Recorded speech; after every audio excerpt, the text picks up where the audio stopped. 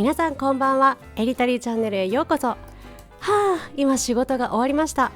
今日は金曜日で夜のグループレッスンはないんですが、個人レッスンをしました。さて今夜は友達と忘年会があります。出かける準備しなきゃ。日本人は朝の出勤時からパンプスを履いたりおしゃれしたりお化粧もして、夜に飲み会があれば一度家には帰らずそのまま行く人が多いと思いますが、イタリア人は夜出かけるときは必ずと言っていいほど一旦家に帰ってシャワーを浴びてメイクも濃くしてから出かけます。特にこのホリデーシーズンは真っ赤なリップをつける人が多いです。よし、準備完了。行ってきます。パドバの中心街には本物の木のクリスマスツリーが毎年飾られます。今年も綺麗だな。今からアペリティボに行きます。日本では6時半ぐらいから飲んだり食べたりして、その後二次会に行くことが多いと思いますが、イタリアはまず食前酒タイム、そして夜ご飯は8時半以降からが一般的です。そのすぐ奥にあるランタンが出てるところが今日ディナーの中華料理レストランです。乾杯。エリカちゃんのアウトフィット。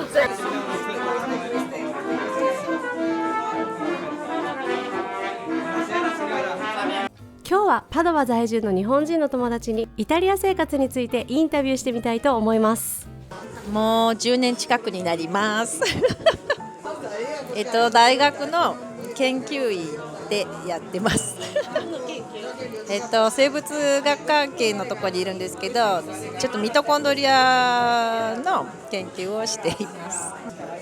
素敵なところは結構仕事に関してなんですけど、やっぱり家族を大切にするとかプライベートを重視する習慣があって、ボスもすごいそれぞれの生活を尊重してくれて、お前はハッピーかと、ハッピーじゃないと仕事できないからなって言って、むしろ日本にいる時よりも家族と過ごす時間が、帰った時にちょっと長めに滞在するとか、むしろなんか日本にいるより多分イタリアに来てからの方が家族と過ごす時間が増えました。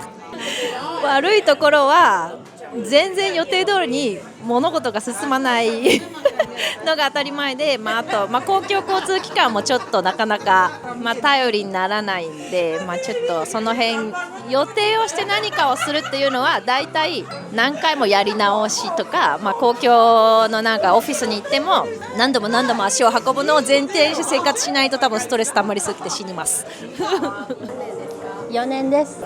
イタリアで日本語を教えてます。いいところはなんだろう嘘です。いいところはたくさんあるんですけど、みんながフレンドリーなところ、日本だとなかなか知らない人と話したりいきなり話したりとかもないと思うんですけど、イタリアは結構いい意味でコミュニケーションがよく取れる国だと思っています。あとはフレキシブルなところ、結構柔軟的に規則だからダメみたいなんじゃなくて、いい意味でみんなが適応できる環境にあると思います。ネガティブなところはフレキシブルな反面、人によって対応が違ったりとか、今日も中心部にバスに乗ってくるときに、日本だったらアナウンスとかがあると思うんですけど、ここに止まらないとか言わずにそのまま進んでしまって、遠いところまで行って降りて歩いていかなきゃならなかったとか、そういうことがあったので、日本だったらちゃんとアナウンスがあったり、日本だったら苦情が来ちゃったりすると思うので大変だと思ったりします。乾杯。イエーイ。いただきます。今、イタリアに来て2年です。イタリアで、まだちょっと仕事探したりしてるんですけど、日本語を教えてます。いいところは、みんながよく人を褒めてくれるところ、なんかちょっとアクションしただけでブラーバーとかコンプリメンティとか言ってくれるところです。悪いところはこの間ちょっと入院しちゃったんですけど、大部屋にカーテンがなくてちょっとびっくりして、プライバシーがちょっとないところが多いかなっていうところがちょっと苦手です。びっくりしました。何年だ？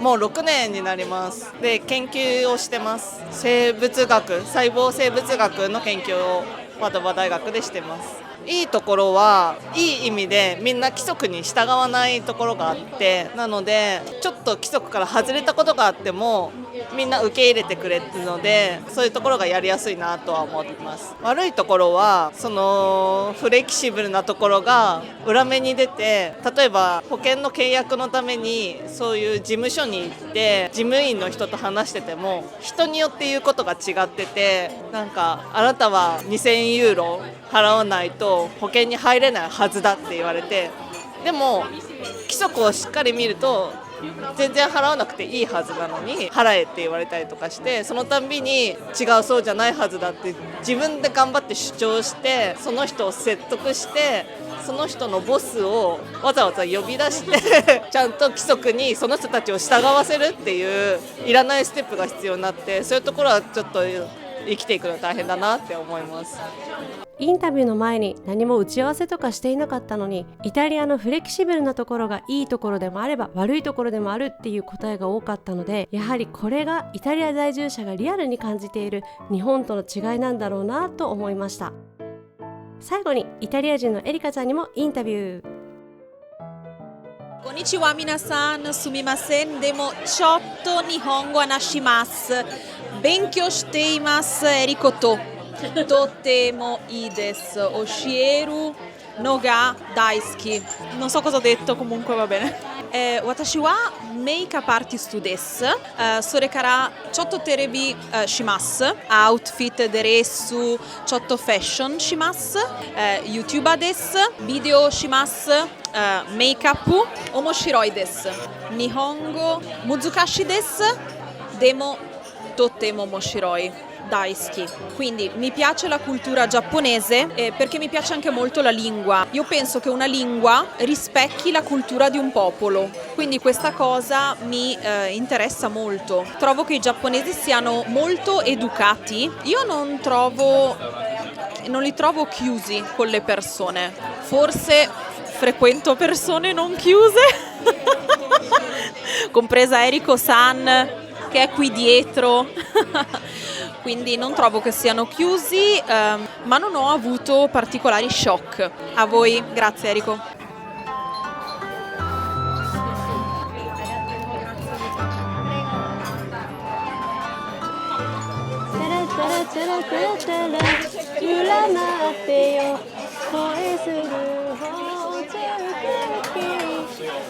Non perdete le forze, siete migliori in campo. Don't give up. 諦めないでときました。はい、じゃあ今日も動画見てくださってありがとうございました。Ci vediamo alla prossima. Ciao.